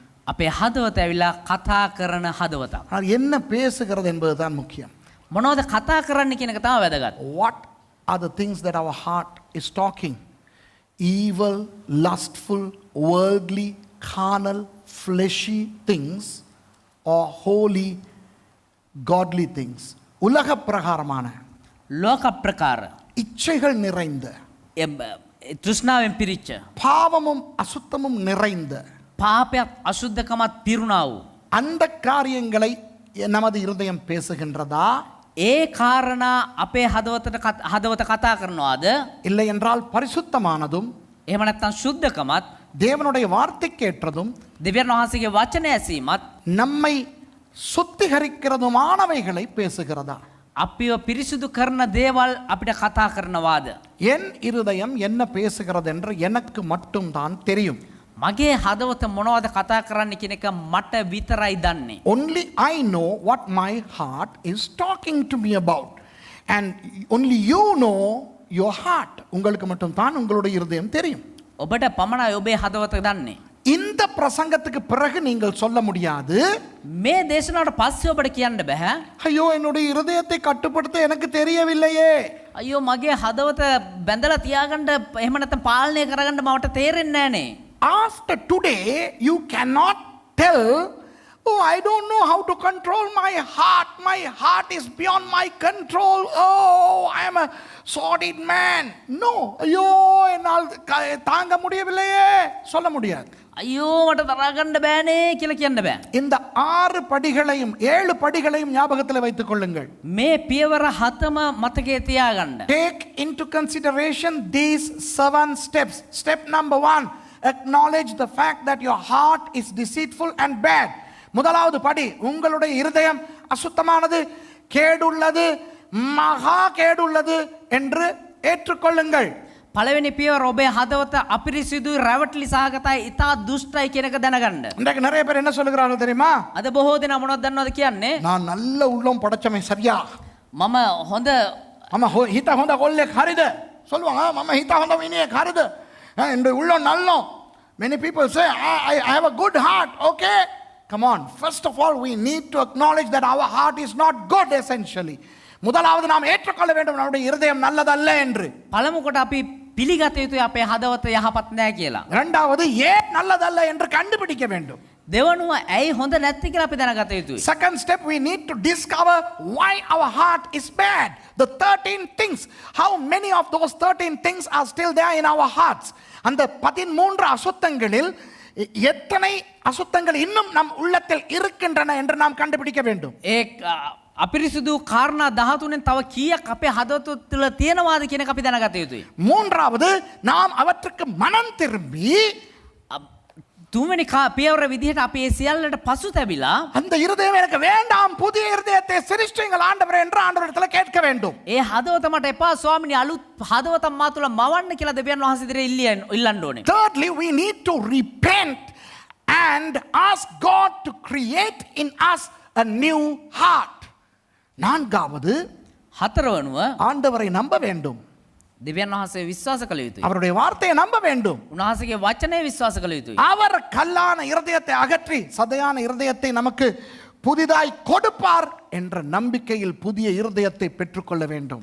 අපේ ගල් හදවත අයින් කරලා මාංශමය වූ හදවතක් උන්වහන්සේ අපිට දෙයි කියන ඒ විශ්වාසය ඇතිව ඒ දේ අපි ලබා ගත යුතුයි. Fourthly, we need to believe that God is omnipotent and He is able to remove the stony heart and give us a new heart. We need to believe and receive. ஐந்தாவது, පස්වනුව பெற்றுக்கொண்ட அந்த புதிய இருதயத்தை சுத்தமாய் வைத்திருக்க தீர்மானிக்க வேண்டும். ලබා ගත්තා වූ ඒ අලුත් හදවත ශුද්ධකම ඇතිව තබා ගත යුතුයි. Fifthly, we must make sure to maintain the new heart in a clean manner. When some people buy a new vehicle, whether it's a motorbike or a car or a van or whatever, ஒரு காரையோ ஒரு வேனையோ ஒரு மோட்டர்பைக்கையோ யாராவது புதிதாய் வாங்கும் பொழுது, එක car එකක් හරි එක වෑන් එකක් හරි එක බයිසිකලයක් හරි කවුරු හරි අලුතෙන් මිලදී ගත්තා නම් சர்வீஸ் பண்றது இருக்கட்டும், ඒක සර්විස් කරන එක තිබ්බදෙන්. ஆனா அழுக்குப்பட விட மாட்டார்கள். හැබැයි මේ ජරා වෙන්න තියන්නේ නැහැ. Let's forget about the servicing. They will not allow dirt to touch the vehicle. இப்படி ரோட்ல ஓட்டிக்கிட்டு போகும்போது මේ පාරේ ඒක ධාවනය කරගෙන යද්දී ஒரு சேத்து குழிய கண்டாங்கன்னா ඒක මඩවලක් දැක්කනම් ஜபாஸ்னு அதுக்குள்ளால ஓட்ட மாட்டாங்க. ජරාස්නේ ඒක උඩින් ඒක දාගෙන යන්නේ නැහැ. ஒதுக்கி அழகா பவ்யமா கொண்டு போவாங்க. ඒ පැත්තකට අයින් කරගෙන ඒක මග ඇරලා තමයි ලස්සනට පදවන් යන්නේ. ஏன் தெரியுமா? ඇයි දන්නවද? புது பைக், අලුත් බයික් එක, புது கார், අලුත් කාර් එක, புது வேன். අලුත් වෑන් එක. You know, when they see a puddle of dirt right in the middle of the road, I mean in Sri Lanka you get those. They are not going to just drive through that, splash. No, they are going to evade, they are going to go around it. Why? New vehicle. Ooh. 2-3 வருஷத்துக்கு பிறகு அதே வாகனத்தில் போறால் ட்ராஸ்ன்னு அதுக்குள்ளால சேர்த்து அடிச்சுக்கிட்டே போகும், கணக்கே எடுக்காது. අවුරුදු 3-4කට පස්සේ වාහනේ යද්දි ප්‍රස් ගාලා යම මඩ ගොඩින් දානවා ඒක නම් ගන්නවත් නෑ. After a few years, they drive through any mud. They don't give a damn about its dirt. Okay? அப்படி அல்ல, நாம் புதிய இருதயத்தை பெற்றுக்கொண்டவர்கள். එහෙම නෙමෙයි. අපි අලුත් හදවතක් ලබා ගත්තා වූ අය. ஆகவே அழுக்குப்படாமல் காத்துக்கொள்ள வேண்டும். ඒ නිසා ජරාවටපත් නොවෙන්න බලා ගන්න ඕනේ. So when we get the new heart, we should be careful lest this dirt come. Okay? இப்போ உங்களோட பழைய இருதயம் இந்த www.honeygranny.com குள்ள தான் இருந்துச்சுன்னா, දැන් ඔබේ ඒ පරණ හදවත ඇවිල්ලා www.kunuharapa.com එකේ තමා තිබ්බේ නම්, yesterday Christian asked, was it yesterday or day before yesterday, Christian asked, well, what about this Honey Granny? I mean, you say that all the time. Hey, you know what? I don't know whether such a site exists. That guy, that stand-up comedian, what's his name? That Indian guy from Canada? what's his name? It's not Gabriel Iglesias, the other guy, the Indian guy from Canada. I watched Gabriel Iglesias and this guy also. I forgot his name. He said in a joke, so I have caught it from him. So don't check it out to see whether such a site is there. Okay? அப்படிப்பட்ட ஒரு இருதயம் உங்களுக்கு இருந்திருந்தால், එහෙම හදවතක් ඔබට තිබුණා නම් இந்த புது இருதயமும் அதுக்குள்ளே அந்த அழுக்கு வராதபடி මේ අලුත් හදවත තුලටත් ඒ චරාව නොයන පරිදි அந்த மாதிரியான விஷயங்களை எல்லாம் அகற்றிக் கொள்ளுங்கள். ඒ වගේ දේවල් ඉවත් කළා දාන්න. You know, in order to keep you away from those old dirt, remove those things from your devices. And if those things are irremovable from your devices, discard your devices. Why? You need to maintain at least your new heart clean. கிடைச்ச புது இருதயத்தையாவது கொஞ்சம் சுத்தமா வச்சிருக்கணும் இல்லையா? ලැබුණා වූ අලුත් හදවත හරි පොඩ්ඩක් පිරිසිදුව තියාගන්න ඕනේනේ. ஆகவே அழுக்குப்படாமல் பார்த்துக் கொள்ள வேண்டும். ඒ නිසා ජරාවට පත් නොවෙන්න බලා ගන්න. So we need to watch our new heart lest all this dirt comes into contact. Finally, sixth step, one but final step, number 6 is, how do we cleanse our heart if and when dirt comes? The word of God. அப்படியே ஒரு அழுக்குப்பட்டால், එහෙම කොමාරේ එක ජරාවට පත් වුණොත් அந்த ஜபாஸ்ல அந்த சேத்துக்குழியில இறங்காம போய் வந்தாலும் தூசு படாதா?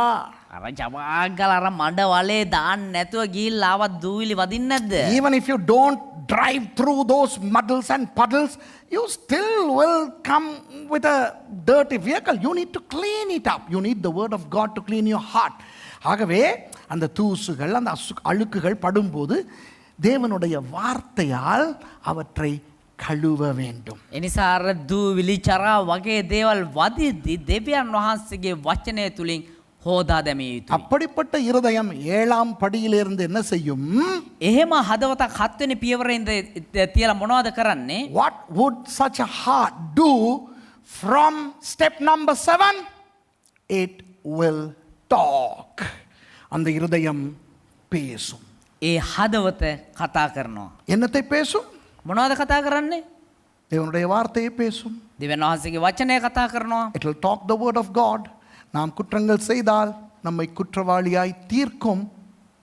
අපි වරදක් කරොත් අපිව වැරදිකාරයෙක් විදියට කතා කරනවා. එහෙම නැත්නම් විනිශ්චයකාරයෙක් විදියට කතා කරනවා. If we commit a mistake, then this heart will judge us. Shall we read those 3 verses and then we'll 4 verses and then we will conclude this service. 19, 20, 21 and 22 of 1 John chapter 3. 1 யோவான் 3ஆம் அதிகாரத்தின் 19, 20, 21, 22 என்கிற அந்த 4 வசனங்களையும் வாசித்து மறுபடி முடிப்போம். එක යොහන් 3 වෙනි පරිච්ඡේදයේ 19 20 21 යන මේ පද ආපහු කියවලා අපි දේශන අවසන් කරමු. இதனாலே நாம் நம்மை சத்தியத்துக்குரியவர்கள் என்று அறிந்து நம்முடைய இருதயத்தை அவருக்கு முன்பாக நிச்சயப்படுத்திக் கொள்ளலாம். verse 19.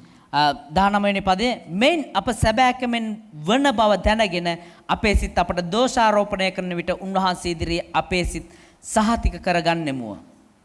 And hereby we know that we are of the truth and shall assure our hearts before him. நம்முடைய இருதயமே நம்மை குற்றவாளிகளாக தீர்க்குமானால் தேவன் நம்முடைய இருதயத்திலும் பெரியவராயிருந்து சகலத்தையும் அறிந்திருக்கிறார். මක්නිසා දෙවියන් 20 වෙනි පදේ මක්නිසා දෙවියන් වහන්සේ අපේ සිතට වඩා උතුම්ම සියලු දේම දන්න නිසාය. For if our heart condemn us, God is greater than our heart and knoweth all things. பிரியமானவர்களே, நம்முடைய இருதயம் நம்மை குற்றவாளிகள் என்று தீர்க்காதிருந்தால் நாம் தேவனிடத்தில் தைரியம் கொண்டிருந்து அவருடைய கற்பனைகளை நாம் கைக்கொண்டு அவருக்கு முன்பாக பிரியமானவைகளை செய்கிறபடியினால் நாம் வேண்டிக் கொள்ளுகிறது எதுவோ அதை அவராலே பெற்றுக்கொள்ளுகிறோம். 21 වෙනි පදේ ප්‍රේමවන්තීනි අපේ සිත අපට දෝෂාරෝපණය නොකරනවා නම් දෙවියන් වහන්සේ ඉදිරියේ නිර්භීතකම අපට ඇත්තේය. තවද අපි උන්වහන්සේගේ ආඥා ආරක්ෂා කරමින් උන්වහන්සේ ඉදිරියේ ප්‍රසන්න දේ කරන බැවින් අපි උන්වහන්සේගෙන් ඉල්ලන සියල්ල ලබමු. 21 and 22. Beloved, if our heart condemn us not, then have we confidence toward God. And whatsoever we ask, we receive of him, because we keep his commandments and do those things that we are pleasing in his sight. இப்படி தேவனால் கொடுக்கப்பட்ட புதிய இருதயத்தை பெற்றுக்கொண்டவர்கள் මෙහෙම දෙවියන් වහන්සේ දුන්නා වූ අලුත් හදවත ලබා ගත්තා වූ අය தேவனிடத்திலே கேட்க சரியானதை மட்டும் கேட்பார்கள். දෙවියන් වහන්සේ ඉදිරියේ ඉල්ලද්දි හරි දේ විතරක් ඉල්ලනවා. கேட்பதை பெற்றுக்கொள்வார்கள். ඒ ඉල්ලන දේ ලබා ගන්නවා. If we have the God given new heart, then we know what to ask from God, and when we ask, we shall receive. Shall we bow down and pray? தலைகளை கவிழ்ந்து நாம் ஜெபிப்போம். අපි දැස් ඔසාගෙන යාච්ඡා කරමු. Our most gracious, loving Heavenly Father, we come to you in the name of Jesus. We thank you for these beautiful words that you have spoken to us regarding our hearts. சர்வ வல்லமையுள்ள ஆண்டவரே, සර්බල්ධාරී දෙවියන් වහන්සේ, எங்களுடைய இருதயங்களை பற்றி நீங்கள் பேசின இந்த வார்த்தைகளுக்காக உங்களுக்கு நன்றி செலுத்துகிறேன். අපේ හදවත් ගැන කතා කරා වූ මේ වචන නිසා ඔබ වහන්සේට ස්තුති කරනවා. ஆமா ஆண்டவரே, எங்களுடைய இருதயங்கள் எல்லாம் கேடுள்ளவையும் ரொம்ப தீயவையுமாய் இருக்கின்றன. ඔව් ස්වාමිනේ, අපේ හදවත් ඇවිල්ලා ඉතා ජරාසහගතවත් ඒ වගේම අපිරිසිදුවත් තිබෙනවා. சுத்த இருதயத்தை எங்களுக்குள் சிருஷ்டியுங்கள், நாங்கள் மனம் திரும்புகிறோம் ஆண்டவரே. පිරිසිදු හදවතක් අපි තුල මවන්න, අලුත් හදවතක් අපි තුල මවන්න කියලා අපි පසුතැවෙනවා ස්වාමී. Yes, Lord, our hearts are so evil, sordid and bad, and we acknowledge that. We repent and we ask from you to please create in us a new heart. And we know that you are so powerful to give us a new heart. You are our maker, so it is easy for you to give us a new heart. எங்களை சிருஷ்டித்தவர் நீங்கள். අපිව මැව්වා උතන් වහන්සේ ඔබ වහන්සේ. புத்தம் புதிய இருதயத்தை எங்களுக்கு கொடுக்க வல்லவர் நீங்கள் ஆண்டவரே. ඒ අලුත්ම අලුත් හදවතක් දෙන්න බලවත් වූ දෙවියන් වහන්සේ ඔබ වහන්සේ. ஆண்டவரே, எங்கள் ஒவ்வொருவருக்கும் ஒரு புதிய இருதயத்தை கொடுக்கும்படி நான் ஜெபிக்கிறேன். ස්වාමිනේ, හැම කෙනෙකුටම අලුත් හදවතක් දෙන ලෙස ඔබ වහන්සේගෙන් ඉල්ලනවා. Father, give us a new heart. Give all of us a new heart. And we will make sure to maintain it clean. ஆண்டவரே, அதை சுத்தமாய் வைத்திருக்க தீர்மானிக்கிறோம் அப்பா. ස්වාමිනේ, ඒ හදවත පිරිසිදුව තියාගන්න අපි තීරණය කරනවා. அதை உங்களுடைய வார்த்தையால் கழுவி பத்திரமாய் வைத்திருக்க தீர்மானிக்கிறோம். ඒක ඔබ වහන්සේගේ වචනයෙන් සෝදා පරිස්සමට තියාගන්න අපි තීරණය And කරනවා. Lord, we want to tell you, Lord, that we will use the word of God to maintain our hearts clean. And Lord, we pray that you would allow us to listen to the talking hearts that are now new and clean. புதிதும் சுத்தமுமான எங்களுடைய இருதயங்கள் எங்களோடு பேசட்டும் என்று நான் ஜெபிக்கிறேன். සුද්ධ වූත් අලුත් වූත් ඒ හදවත අප සමග කතා කරපු දින් ස්වාමීනි. பேசும் இதயங்களை எங்களுக்கு தந்தவரே, உங்களுக்கு நன்றி.